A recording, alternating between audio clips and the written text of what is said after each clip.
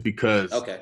I do the audio on like my podcast through SoundCloud, Stitcher, iTunes, and then I like to upload it to YouTube because YouTube has a whole nother audience. So video helps. Okay. So your first name is Ricole, or what's your first name? Ricole White. Ricole White. Rico for short. Yes, sir. Rico for short.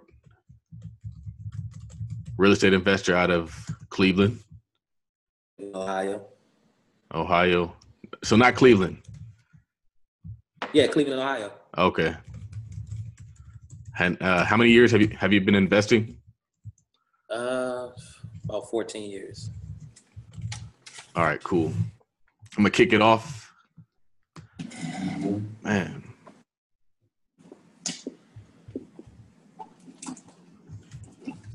I'm kind of freestyling this one, but I have a good idea of the real estate questions I'd like to ask. I can catch on. Let me see if I can find some.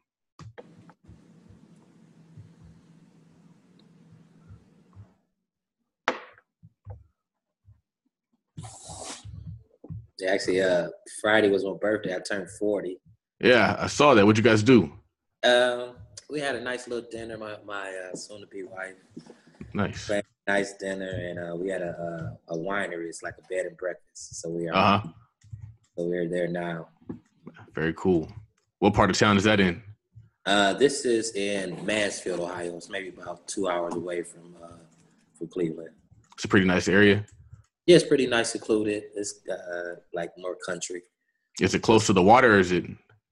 No, it's more like nature. All right. Very cool. Like an historical town. So it's pretty nice. Nice. Have you been checking out the real estate while you're there, or just relaxing? I just been relaxing, but we always had a thought of creating one of these bed and breakfasts. This one they have is very nice. They got a winery here. I think they have 8 rooms. Mm-hmm. All the rooms have bathrooms, very nice balconies. They got the jazz music in the summer in the back. Have a diner up front. Great food. They make their own wine. So this is nice. Yeah. That'd be cool. I mean, one thing that's cool about what you do, and we'll talk about it more in the show, is you have the ability to build what you want. Yes. Not just buy what you want, which I think gives you an advantage, right? Some sort. Yeah, it saved me a lot. Saved me a lot. When I just only had the money for the material, I could do the work. Right. And material's flexible. Like material, you can either buy it brand new, you can buy it used, you could buy it from an auction in bulk. Like it really does. Yeah. Very cool. I'm gonna kick it off really quick and we'll get it going. Do you see my whole face? So should I scoot it back? Okay. Yes, I can see it. Yep. This is the Todd Capital Millionaire Podcast. This is episode number 94. My name is Charles Oglesby, also known as Todd Millionaire. I'm the founder and the director of the Todd Capital Investment Club that now has over 300 members. We're probably going to stay around 300 members. The goal really is to improve and provide a quality experience, an investment club experience for all the people involved, and to focus less on scale and focus more on providing quality for the large amount of members that we have already. The same is kind of true for our rental property situation. We have around 7 properties. We have 3 that are performing, 1 that should be coming online soon. Then we have a duplex and a single family that need to be put together, rehabbed, and finished so we can put tenants in those as well. Thank you all for tuning in. The purpose of this podcast. All right, sorry. Thank you all for tuning in. The purpose of this podcast is to share the stories of successful African-American investors and business owners so that people can hear the stories of successful examples, so that people can learn that business and investing are the true keys to financial success and generational wealth. Make sure you leave us a rating or review, preferably a 5-star review. We have 94 ratings, all 5 stars on iTunes. Keep them coming. It's very good to see. Love reading the comments. Love seeing the comments on SoundCloud too. Love the DMs. Love all the feedback we're getting, the great YouTube comments. Keep it going. Share, like, subscribe. I just appreciate it all. Today we have a special guest. His name is Ricole White, Rico for short. He's a real estate investor out of Ohio. He goes by the name Golden Key Investments on Instagram. He's familiar with Nita. So if you follow Nita, you've probably seen him. He has a really unique approach to real estate investing that we haven't talked about in this show yet. And so we're going to talk some more about that, the advantages of that, and just the advantage of his skill set. So welcome to the show, man. I appreciate it, man. Thanks for having me on. Very cool. Very cool. So can you tell us the overview of who you are, and then we'll dig into the details? The overview is I really got strongly into real estate in 2008 when the market crashed here in Ohio. Before that, I was having people do the work for me and refinancing, and that was the thing to do back then. Renovate them, refinance, pull the money out, put a tenant in them to pay the mortgage. In 2008, the market crashed, and it stunned that we had about 6 properties that may have been worth $300,000, but after the market crash, it was maybe valued at $100,000. So that pushed us to file bankruptcy, which wasn't a bad thing. It was one of the greatest moves that we ever made. I don't know one millionaire that has not maybe went down that road. You know, sometimes it may be the best, depending on the market. But what it did was it created, because I wanted to give up. So it made me get creative in 2008. And what helped me to get creative, you were able to purchase properties at a fraction of the cost. So I think my first 2 properties after I bought 2 properties for $9,000, one for $5,000, one for $4,000. And at the time, I didn't know how one of them wasn't lending. So I renovated one of the properties I listed on Craigslist.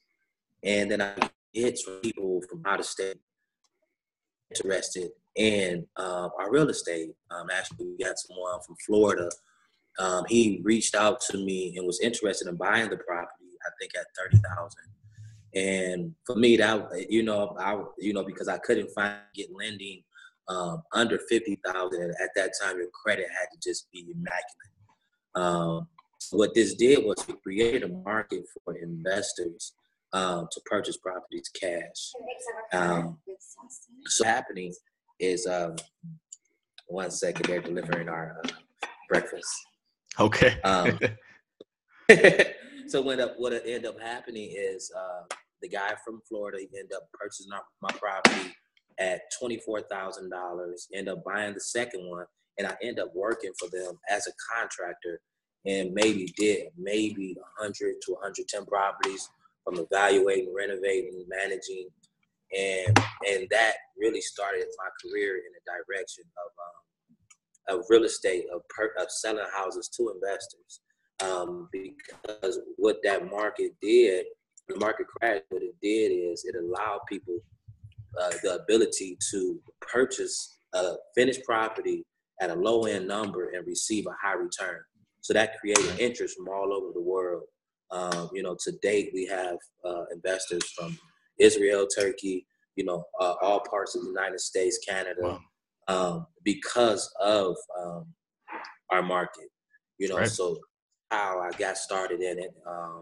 And then I went to, in the process of that, I went to school for carpentry because I started doing my own work, which helped me to stay in business. Right. One of the biggest things is when money fell short, I always had the physical ability to complete the job as long as I had money for material. So that's kind of how I got started. You want me to speed up to present and give a little bit about the present? I kind of want to talk about a few of the things that you said.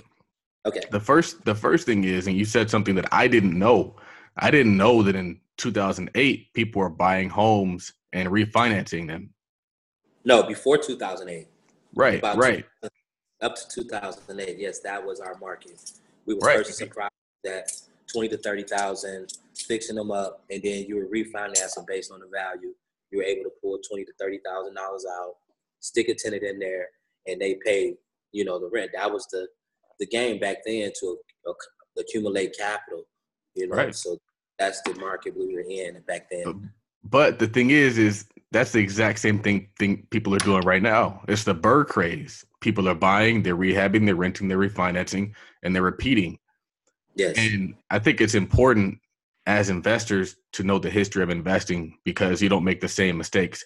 And so for me, I know that once something becomes a mania, I was on a YouTube video and I was talking about the bird craze. The guy said he had pulled $100,000 in equity out of his house, bought a property, rehabbed it, rented it, refinanced it, and got it back. And I said, like, yeah, that's cool that you did it once, but is it sustainable? Is that something you can do long term? And it's unfortunate, but once everybody starts doing something, the fun's usually over. And another point that you made is, like, yeah, people can buy properties in the Midwest from out of state. Exactly what we do, because we realize you can buy something for low $30,000, $40,000 and rent it out for $800, and you're going to cash flow. In California, there is no such thing as cash flow. In New York, there's no such thing as cash flow. In the Midwest, it's the only place where cash flow exists. And so for people, I told people, like, you're going to see, like, I feel like as an investor, you have to be ahead of the game. You can't be in the game. You got to be ahead of the game. Yes. And you got to be out there making things happen, waiting for people to catch up and find you. And then when they do, that's when you make your money, and then you move on to the next opportunity if you haven't already moved on before. The next thing you said that I wanted to talk about, and it reminds me of this quote that I read in the book, Think and Grow Rich, A Black Choice. I've read it twice. It's pinned to my Facebook page. And the quote is that if you aren't a millionaire or bankrupt by the time you're 30, you aren't trying hard enough. And so I want to talk about how filing bankruptcy helped you out in life. And can you kind of expand on that idea and that statement? Yes. Well, at the time, it was the most economical choice. You know, we had properties worth $300,000. We were paying mortgages on $300,000, but the value decreased by 60 to 70%. You know what I'm saying? So that made our properties worth $100,000. So it was based on business, and after speaking with our financial advisor, it was the best move because, you know, typically, you know, in 18 months, your credit can be back together if you structure and do everything right, get back on it. And so I believe I've spoke to a lot of business people. I pretty much don't know one person that has survived and that are still thriving that has not went down that road. Mostly probably 75% of the people that I know have at some point filed bankruptcy. So it's not a bad thing. It's how you react to it. You know, how you react to it, just to expediently get back on track, expediently start small with some small credit lines to build it back up. So I think that, you know, that is very important. And, you know, within 2 years, you know, my pastor used to say one thing. He said, no matter what, if you don't do nothing today, time's still gonna pass. So it's like, you know, 2 years may sometimes seem like a lot to a person, but it's gonna pass anyway. So if that's the time that it takes for something to develop, that's just the process, you know. So that's what I learned with everything, you know. Awesome. So my next question is, and then we're gonna work our way up to the previous, to everything you're doing right now. But what does your Instagram name stand for? Golden Key Investments. It stood for that. I wanted to be, my goal was to be the key to everything investing. So from my past, you know, I speak about it. You know, a little bit in my book. I speak about it when I go out in public. I've been to prison, you know, in my younger days for selling drugs and things of that nature. And, you know, I decided to change my life. So it's like I was always the underdog. So I was always the person that people would have to evaluate before they did business with, you know, because of that. So Golden Key came about to say, I wanted to be the key to everything so that I could become valuable, so that my past can be overlooked because of my value. So I said I wanted to be great in every area. That way, when a person thinks about real estate, whether they like me or not, they have to deal with me, you know. So that's how Golden Key came about. Right. I like that statement. That's kind of like my whole principle in life is like, I don't want to beg somebody to like me. I want to become so good at what I do, so great at what I do that it doesn't matter if they like me. It Yes. doesn't matter, because typically if you're good at what you do, they're going to flock to you because they respect you, even if they don't like you, or you're going to be getting so much money outside of them anyway that it doesn't matter if they like you. It doesn't matter if they respect you. It doesn't matter if they want to do business with you. You already have business coming from all these different places. Yes. Why did you choose real estate? When I was about 13, 14, I had an uncle, and he had a roofing and vinyl siding company. So I used to do vinyl siding. I got very good. I was like 15 years old, running my own crew within his company, and I just got very good at it. And I was always a business-minded person. I remember my mom; she has a picture. I was like 6 years old, and I wanted a briefcase instead of a book bag. So she kept that picture.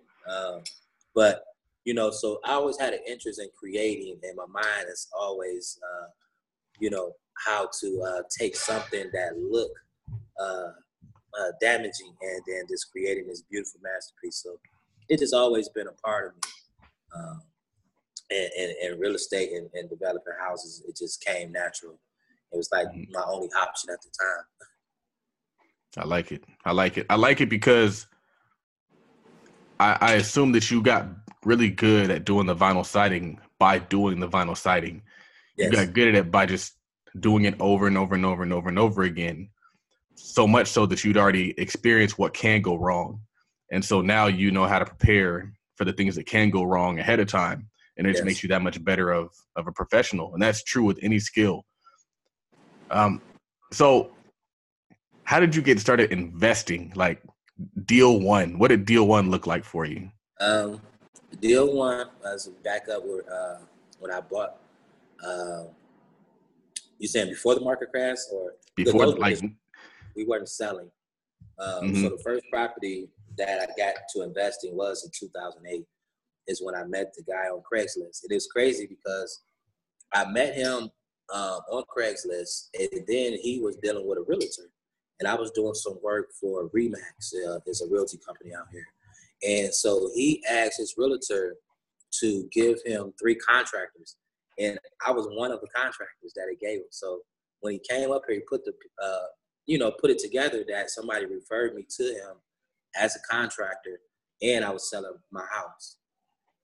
So that's how I got started. You know, I sold my first house to that company, and then I started working for them as well. So that was in 2000. That was the first property that I sold. I bought it for $5. I put maybe $8 in it, and I sold it for $24,000. Nice. So that was my first investment cash property that I sold. Where did you buy the house? Did you buy it from auction? Did you buy it from another seller? We bought that one from the MLS. But since then, it's become very competitive. So I've found different ways of buying.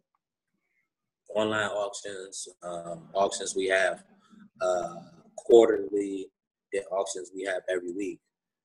Typically, every state has an auction, a tax auction that they have, and then they have a regular sheriff auction. Ours is called a sheriff auction, which is hosted every week.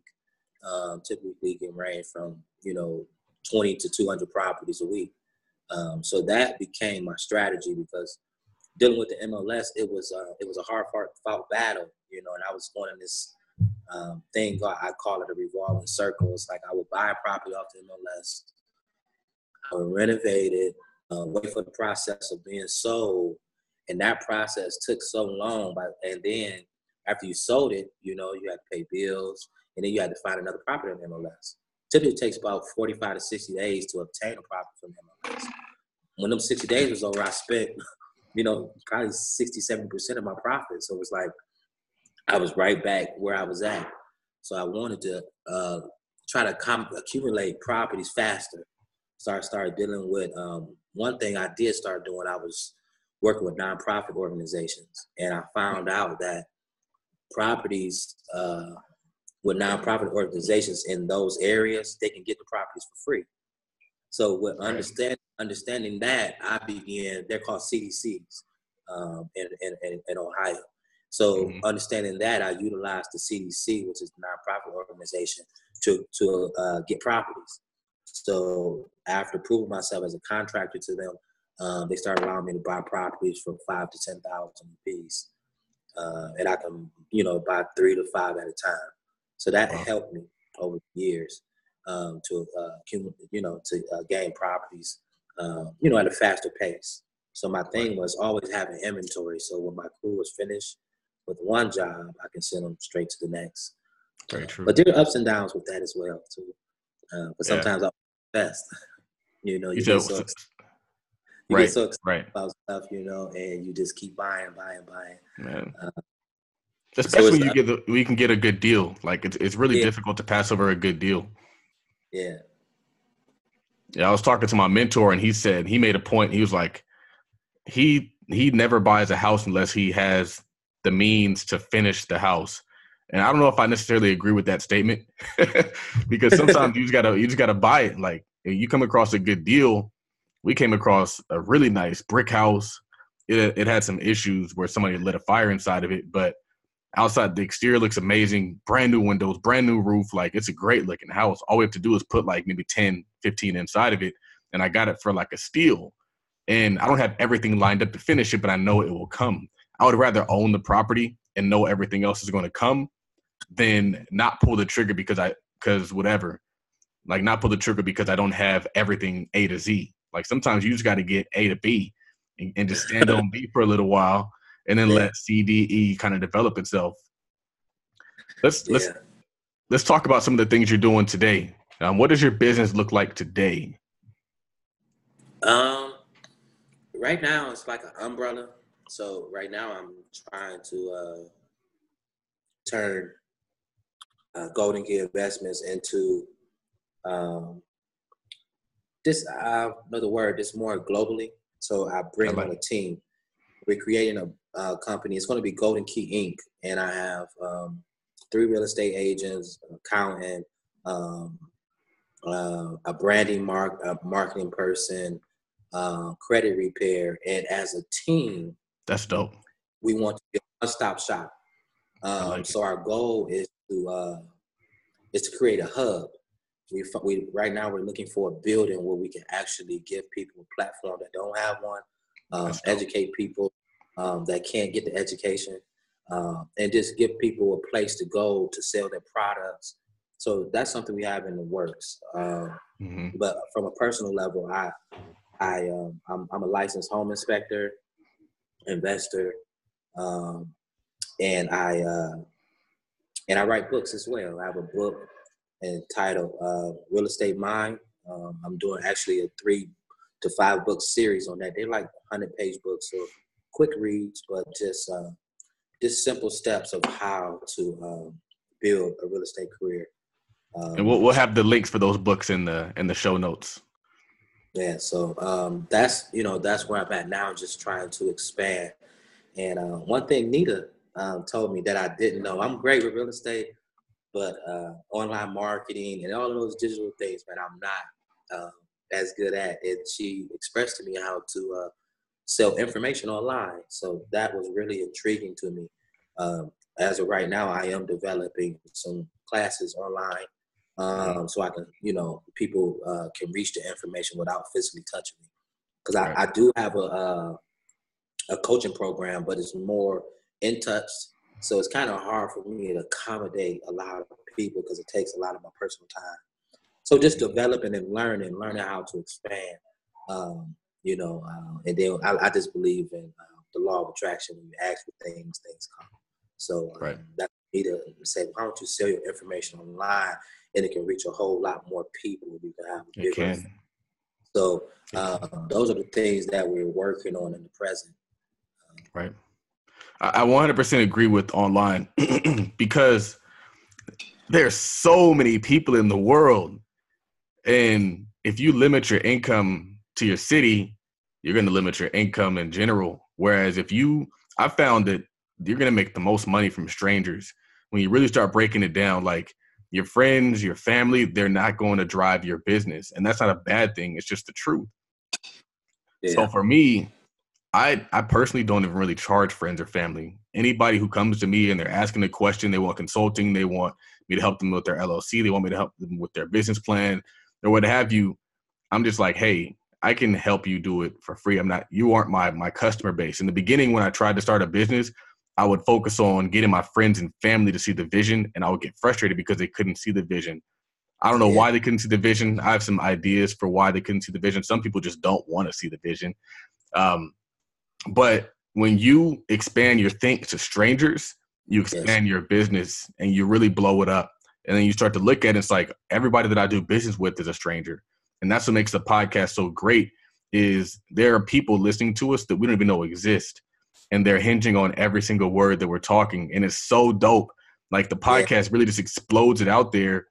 Where I have people who DM me and I'm like, I didn't even know you listened. And they're like, oh yeah, man, that story was so great. Like I learned so much. Thank you for doing this. Like that's where I think the change comes.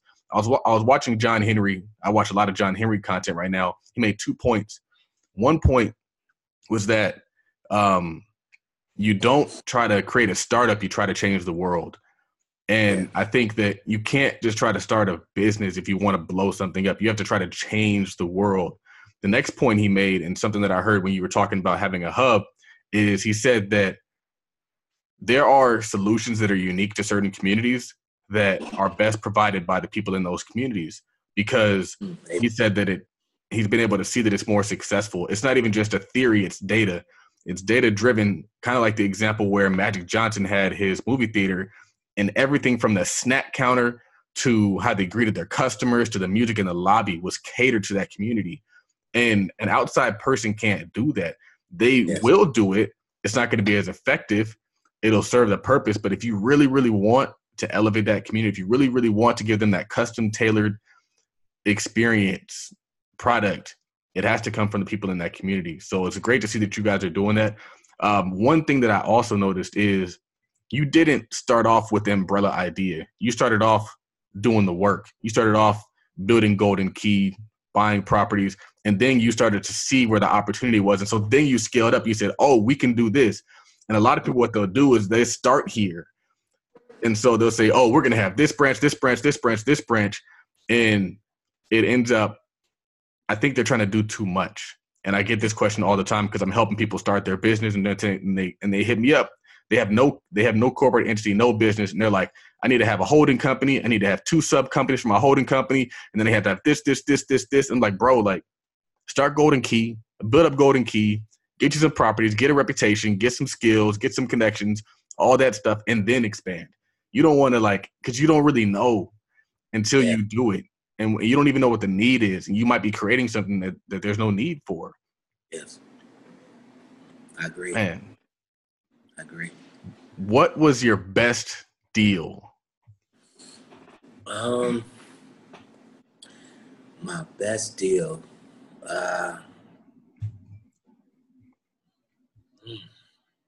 Man, that's a hard one. Because I've been in a lot. Man, the market here is so great, man.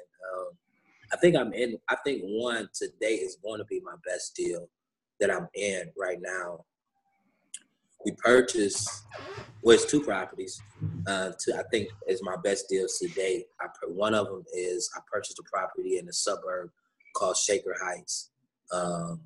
We got that property for $205,000.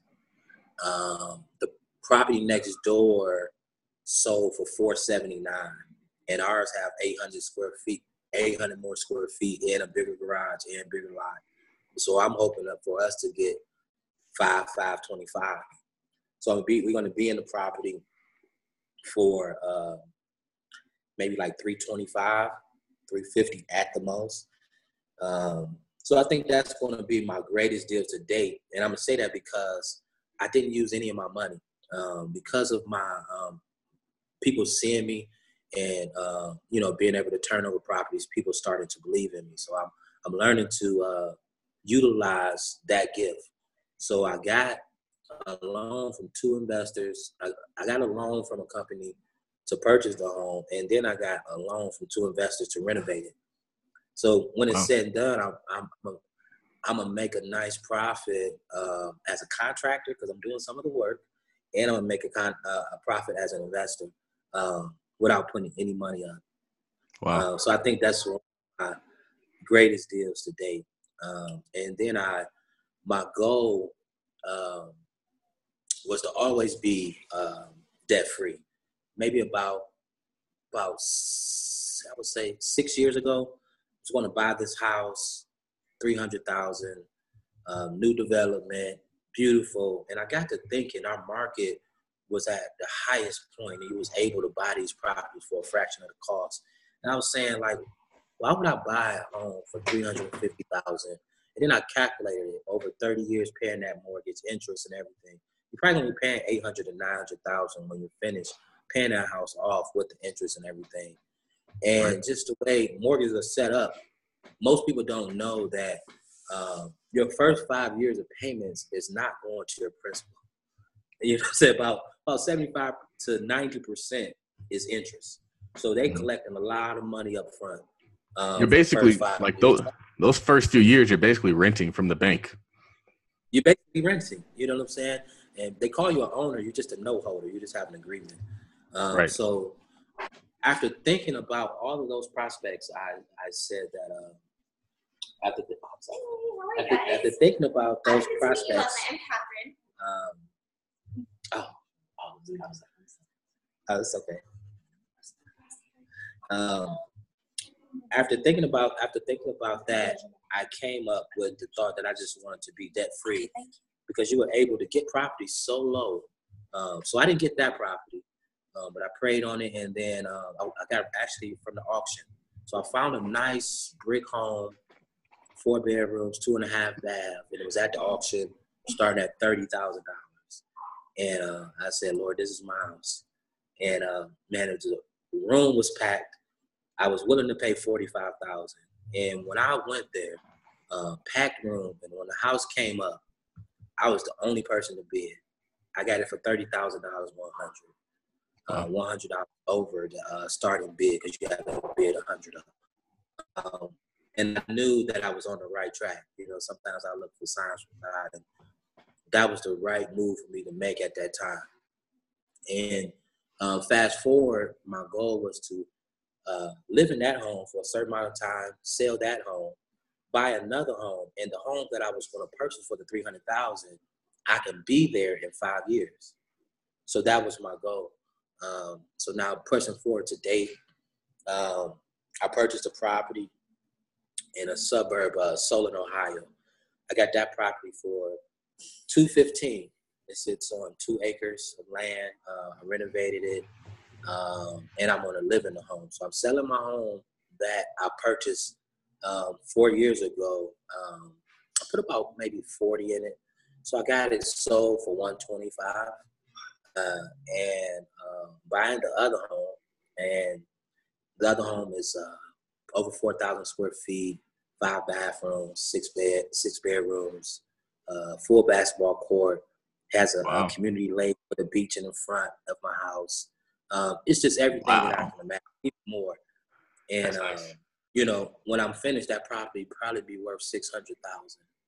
Mm-hmm. So you know, and if I would have made that decision to buy that home 5 years ago, I would just be starting to pay on my principal.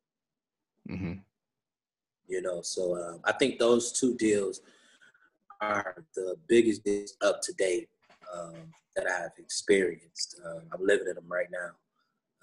So that you know, life change. So go ahead. You said that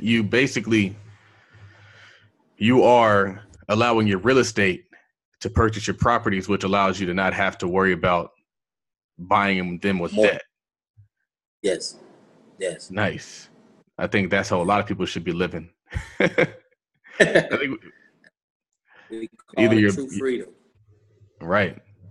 So can you kind of break it down? Because I heard you, but I kind of got lost a little bit in the details. So you basically you're buying a property that you live in. You said you bought this property, I think the one that you live in, for $30,000. What the property I purchased, I live in now currently, I bought it for $30,000. I put $40,000 in it.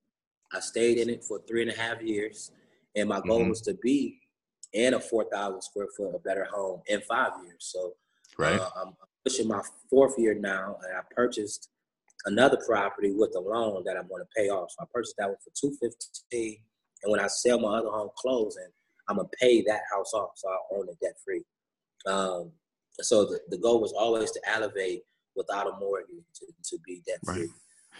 You know what I think what helps you is the fact that you can do like a live-in flip, or you're buying a property and you're rehabbing it. You're not buying it as a finished product. And so you get a better deal, and then you get to build the equity, and then you get to keep the equity. Yes. Yes. And what a lot of people don't know about what your strategy is, and I'm pretty sure you know because you have an accountant, but if you do a live-in flip, you get to take the profit tax free as long as you live there for 2 out of 5 years. I forget the specific tax code section. I think it's like 121 or 221.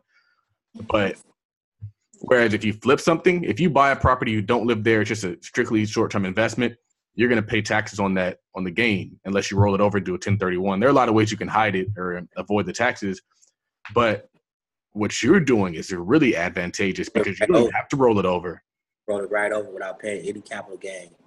No capital gains taxes, which means you basically increase your ROI. Yes. I have a friend, that's exactly what they're doing. They bought this house. It's on like a big plot of land. And this is probably the way that you can, if you really want to get a nice big house, this is how you hack it. You don't go buy somebody's finished mansion. You don't go buy somebody's finished product. You buy that thing that everybody's looking over. Everybody's like, why would you want to buy that house? And then you make it great again. Amen. I wrote an article about making things great again. There's a lot of money in making things great again. I mean, even in your market, which I want to talk to you a little bit about, like a lot of people are looking over Cleveland to invest in whatever is most popular in DC and Los Angeles and San Francisco.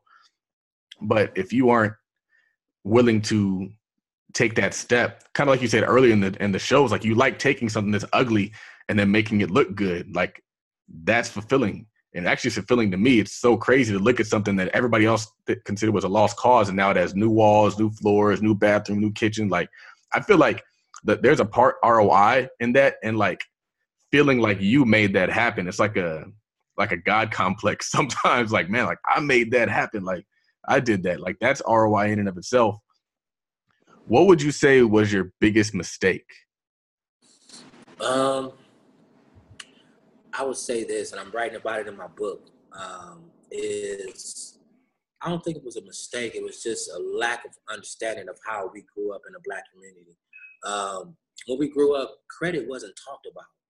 You know what I'm saying? It was more survival that was talked about than credit. So I never understood the importance of how credit can change your life. So I was never a credit-driven person. I was always a cash-driven person. If I can't buy it, I can't afford it, which is a gift and a curse. So when I reached a point in my life not utilizing credit, I wouldn't say that I failed, but I got stagnated. I couldn't cross over because my business wasn't driven by credit. I have come to believe and understand that credit is in some form stronger than just having hard cash. So that was my biggest, I would say that was the biggest halt of my business, just not being educated in credit. So just previously, man, I have been working on that to change that over. You know what I'm saying? And I'm starting to see the benefit of that. And one of them is the home I told you about, where I'm not using any of my money, you know, and I'm making a profit. I never understood that until 3 years ago, and I'm pushing 40. So that's one of the main awarenesses that I want to teach people, especially in my community, the power of your name. I think credit should be taught in school. I think it should be a mandatory class taught in school, because that's how you build your life, having a good name. And I think it's higher than social studies, because you can't walk in the bank and say I'm great at social studies and get a loan. But if your name good, you can walk anywhere without knowing social studies and become wealthy. So right. I think it should be put in the forefront as something mandatory, you know, in our household, that is like a pillar of your life, you know. And I would say that I'll tell you, I have, one of my things about is how you have $1 million today and $2,000 in your bank account, and the thing is no credit. And at the time of my life, that's where I was at, because I exhausted all my cash. And when sometimes, you know, in real estate, deals don't close on time, things don't move the way you want it to move. You know, and you can get caught up in that. And if you don't have any leverage, you know what I'm saying, anything to back you up, man, you can die out here, you know, in the business world. Right. And that's where I was at. I was stuck. I couldn't make any moves. I couldn't do anything. I was down 2 months, man. But it was a blessing in disguise, because it helped me to understand what I was doing with my business. You know what I'm saying? Right. And I'm not ashamed to say it. I didn't understand credit till I was 36 years old. You know what I'm saying? Mm-hmm. Because it wasn't taught. You know what I'm saying? It wasn't taught, and it wasn't important. Even when it was mentioned, my mind still didn't register it, because my mind was always crash driven. You know? Right. So that's something I had to reform myself and my thinking to understand. Now I understand it clearly. Now right. I don't look to do a deal without partnerships from a bank or from another investor. I don't look to do a deal without that, because I understand the power of leverage. So I would say that was the most pivotal thing that changed my life in business, or that halted me until I understood it. So aside from credit, what would you say is your best real estate investing advice? Aside from best real estate, to be successful over time, you have to love it. And you know, you have to put the craft before the check. And when you learn how to put the craft before the check, you know, success is evident. So I would say, because I get a lot of people that speaks about real estate, and I can listen and understand where their mind at, and I try to listen to see if I can help them, or I have to wait for them to come back to level ground. And when people only speak to man, that is that's the chemistry for destruction.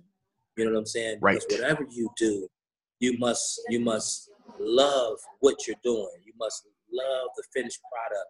Your product must speak everything for you. When you have a great product, you don't have to speak. You have a great product, you don't have to try to sell it. So if the product is number one, the money follows that. Absolutely. I'm taking notes, because I don't want to take notes on the computer, because I'll type and it'll ruin the audio. So I'm just typing on my phone. But a lot of gyms, and I 100% agree with that, the idea of having a good product, doing a good rehab, giving your tenants quality. When you give tenants quality, they appreciate that quality, and they tend to kind of respect your business a lot more. We have a property that, and this one thing I tell people is, like, if you invest in the inner city and all you do is take your profits and go buy Gucci with it, you're no better than anybody else who's going to come in there and gentrify your community. Like, you're no better. Yep. But if you are going to buy these properties and make them great, make them look good, continuously improve them over time, like, that is what we need. We need community developers, not just people who are there to get that check. And I will 100% agree. That's why I was taking notes when you said you have to put the craft before the check. I think that might be the header of this episode, but such a very valuable point. What is your outlook on the market in Cleveland, or specifically, you know what, East Cleveland? Because I hear a lot about East Cleveland, and some people are afraid of the area. Some people love the area. What's your outlook on Cleveland and East Cleveland? Okay, my outlook on Cleveland is right now I'm trying to do business for the market change. You know what I'm saying? We have to understand in every area when it's a buyer's market or a seller's market. So right now we're still in an area where we can get properties at a low cost. which I'm seeing changing, because before I was able to get a house for $5,000. Now those $5,000 houses are 15, which is still affordable, which is still a great deal. But the market is changing. So I can say about another 2 years, the market is going to be back where it was at. 2 to 3 years before the market crashed. So it's like, if you want to get in real estate, I heard people say, yeah, I'm going to get into it next year. I said, it's going to be over. You need to find a way to get in there now. You know what I'm saying? If you don't have the capital, find somebody who has it and get them to believe in your vision, because it's not going to be here. You know what I'm saying? It's going to change. And then East Cleveland is going to be a very sought after area. It used to be a very rich community that was predominantly owned by the Rockefellers. Now it just has it's become one of the biggest crime rate communities in our city. But what I learned is wherever disaster is, that's where the greatest opportunity is. Wherever you go in life. So wherever you see a lot of disaster, look for that to be where the most wealth come from. You know what I'm saying? I think East Cleveland is about to be one of the number one inner city areas probably in the next 5 to 10 years. Just because of its rich community, just because where it's located at, it's situated in the center. And, you know, they're building out. So right now, Cleveland is already building out to the edge of East Cleveland. People are buying land and just holding it. You know what I'm saying? Because they know what's to come. You know, so you know when new developers come in and start building, once that area is filled up, they're going to continue to build out. So it's only common sense for them to build out to East Cleveland. So they already have reached the border of East Cleveland with the build out, and that area that they have already built out, and success. You know what I'm saying? Is a big success with hospitals, stores, condos, and it's bringing all types of culture. And it has colleges down there. The museum is situated right there. So the area is with a lot of character, and people want to be there. Wherever one goes, that's where everybody goes. So once and that's where I see East Cleveland going in about 5 years. It's going to be one of the areas in Cleveland, just because it's situated around a lot of richness. You know what I'm saying? It's discovered. It's right in the center of all suburbs. It's right in the center. You know, it's right down the street from all the new development. People putting millions of dollars right there. So it's only right to catch it out because it's getting filled up. So that's what I see with East Cleveland. We talked a lot, but we didn't talk about the turnkey side of your business. Okay. Can you kind of go into detail about how that looks? Okay.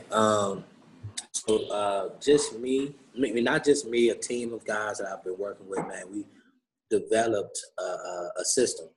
So what we do is we purchase a home, we renovate that home, we put a tenant in the home, and then we sell the home based on the yield of the rent, you know, and we offer property management. We created a system where we do everything brand new furnaces, brand new hot water tanks, update the electrical, whatever needs to be to bring that property all the way back up, new kitchens. And then we have a system of renovating. We use tile, we use the same paint, same flooring, etc.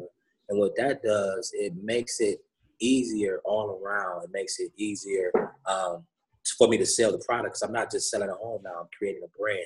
So when a person knows they buy a home, they know exactly what they're getting before they purchase, which makes it easier for us as an investor to obtain buyers, because they have a history and they know exactly what they're getting.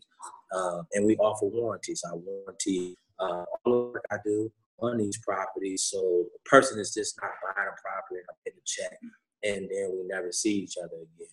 We create a relationship. We stand behind our work. And with that, it has become very successful. We offer 11 to 18% returns. Typically, the higher returns are in the inner city of Cleveland, just because you have you have lower taxes.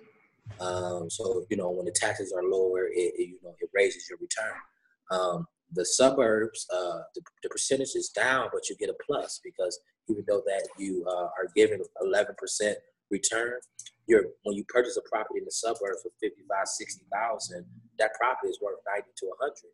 So you're coming into it with equity. You know what I'm saying? So you may be getting a low return, but you just increased your equity by $40,000, and you do that 5 or 6 times. Accumulated $250,000. So what you could pull on in an umbrella loan or whatever sort of loan that you desire with that. So both of them have their advantage.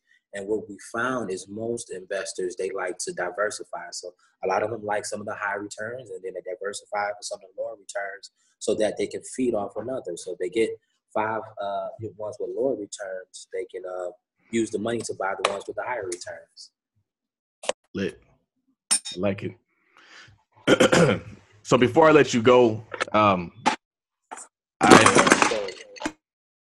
second. Sorry. Okay. Lost you for a minute. 1 second. There we go. I'm back.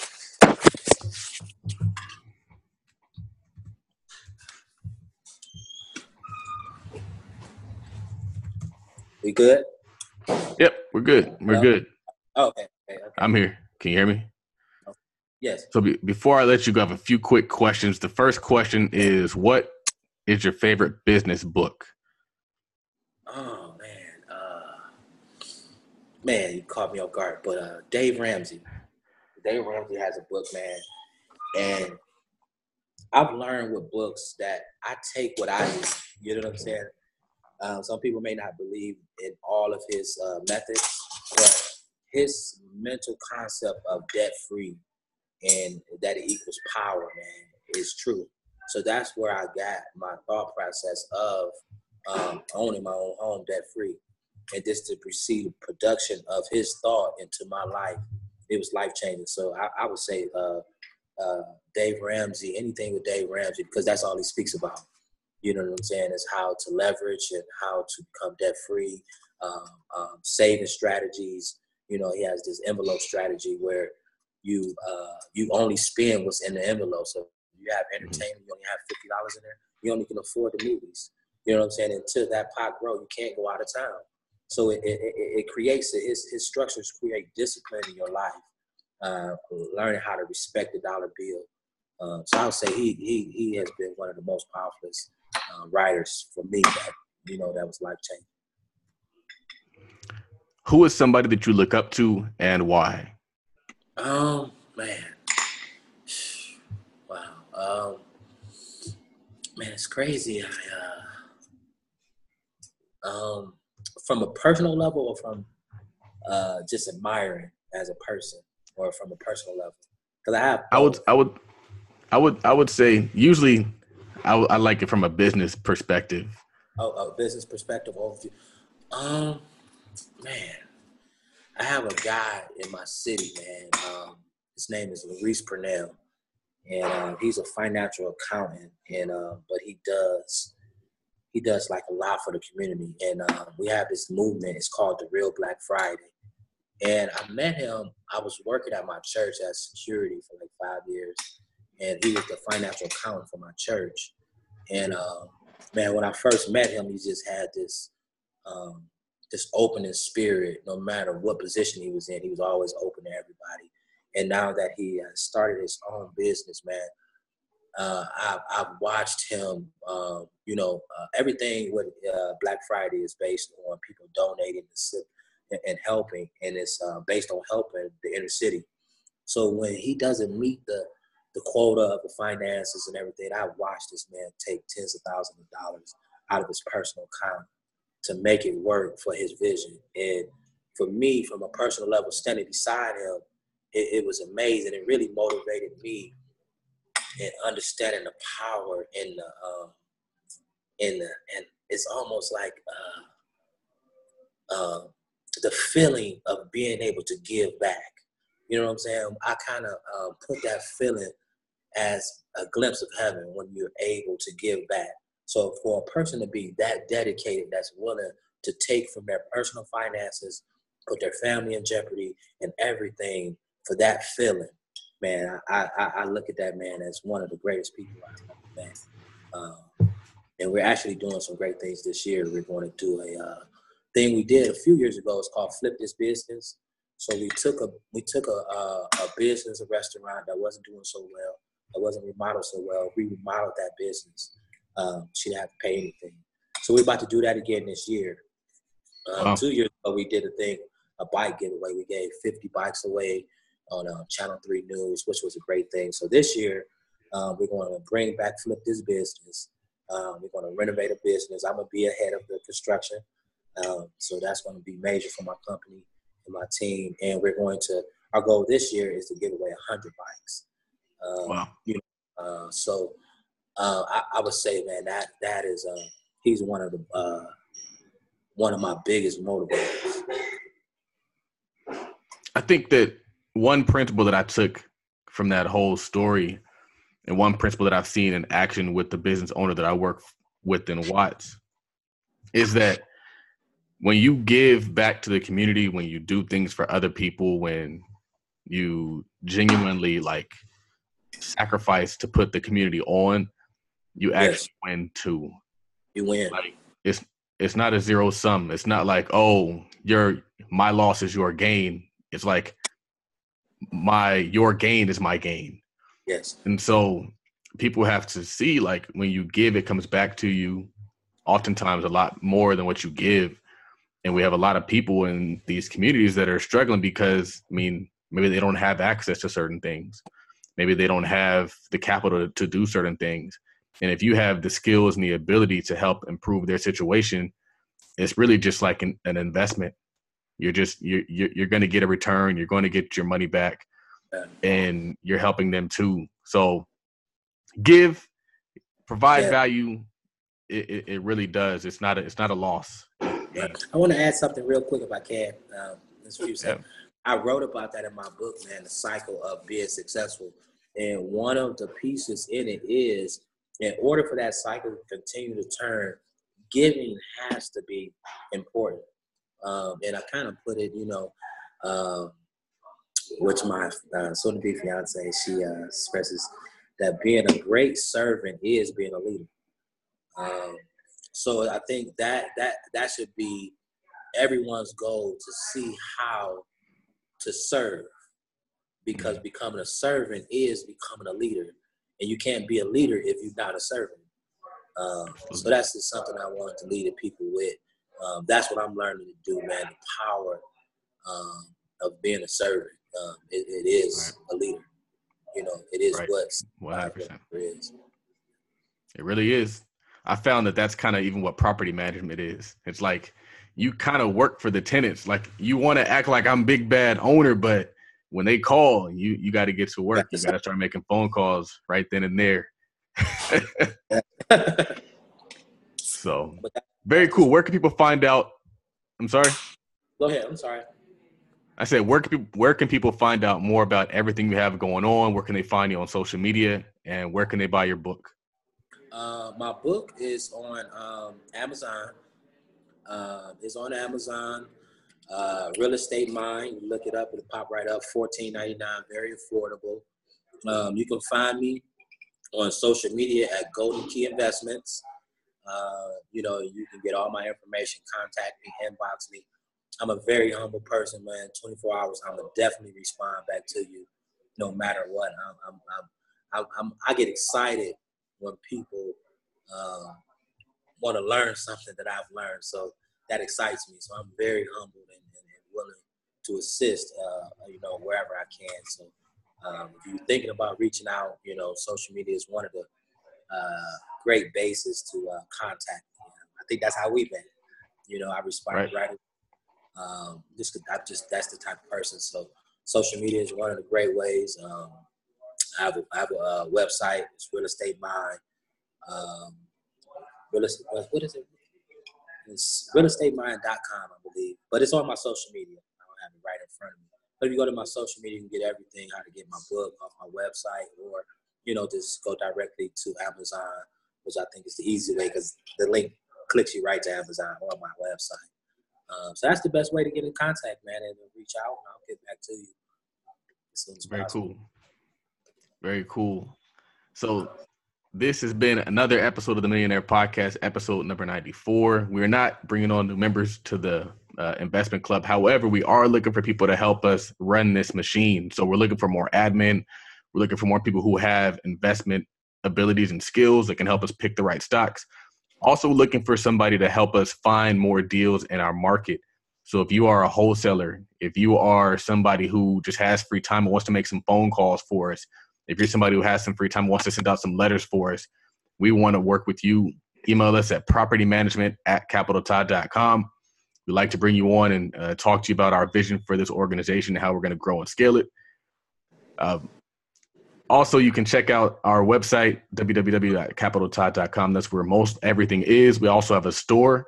That store is it's gumroad.com/Todd Capital. So we have everything from the long distance real estate course to the stock market investing 101 course, which is 50% off right now. Also, if you click the link in the show notes, you'll have access to Terri's trade, with travel and trade with Terri, which still should be 25% off with the code. So take advantage of that. Also, we do have the medical marijuana, or we have the marijuana investment class, which I want to say is a 10% off discount. We'll have the link in the show notes there. I think what's really cool is we're building out this platform of investor education. So we have 101, we have the advanced trading, and also have the marijuana trading class. So we're doing really, really cool stuff, educating and informing the community. Going to continue to build more products into this organization. Yeah, that's pretty much all I have. This is episode number 94, a powerful episode. I hope you guys took a lot from it. Comment what you guys learned from the episode. I'm sure that it just helps. Any feedback we get, it all helps. My name is Charles Oglesby, also known as Todd Millionaire, signing off.